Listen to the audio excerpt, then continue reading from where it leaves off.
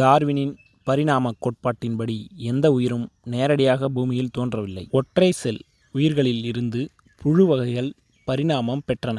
புழு வகை உயிர்களில் இருந்து மீன் வகை உயிர்கள் பரிணாமம் பெற்றன. மீன்களில் இருந்து ஊர்வன வகைகள் பரிணாமம் பெற்றன. ஊர்வன வகைகளில் ஒரு பிரிவு பாலூட்டிகளாக பரிணாமம் பெற்றன. பாலூட்டிகளில் ஒரு பிரிவு குரங்குகளாக பரிணாமம் அடைந்தன. அந்த குரங்குகளின் ஒரு பிரிவில் இருந்து மனிதன் பரிணாமம் அடைந்தான். இதுவே டார்வினின் பரிணாமம் பற்றிய தத்துவம். பரிணாம மறுப்பாளர்கள் எப்போதும் ஒரு கேள்வியை முன்வைக்கின்றனர். தற்போதுள்ள குரங்குகள் ஏன் மனிதனாக பரிணாமம் அடைவதில்லை? அதில் என்ன தடை என்று கேட்கிறார்கள்.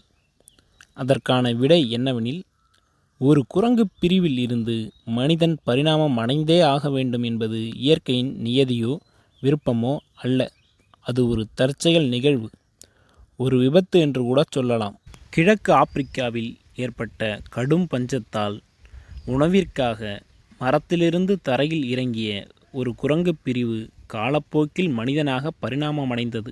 இதே விபத்து, இதே தற்செயல் நிகழ்வு மீண்டும் நடந்துதான் ஆக வேண்டும் என்பது இல்லை. ஏனெனில் அது ஒரு நியதி அல்ல. ஆம், பரிணாமம் என்பது முன்கூட்டியே தீர்மானிக்கப்பட்ட நியதி அல்ல. ஒவ்வொரு உயிரும் சூழ்நிலைக்கு ஏற்றவாறு தன்னை தக்க வைத்து கொள்ள முயலும்போது அது வேறு திறன்களை வளர்த்து கொண்டு புதிய உயிராக மாறுகிறது. தற்போதும் பரிணாமம் நடந்து கொண்டுதான் இருக்கிறது. ஆனால் அது முன்னர் நடந்த அதே பாதையில்தான் இருக்க வேண்டும் என்பது இல்லை.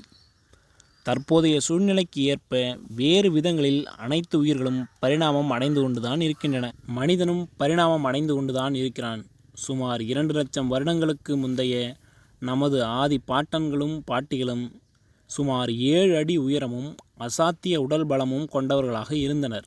ஆனால் நமது உயரம் சராசரியாக 5 அடி முதல் 6 அடி வரை இருக்கிறது. அவர்களுக்கு இருந்த உடல் பலம் நமக்கு இல்லை. ஏன் இந்த மாற்றம்?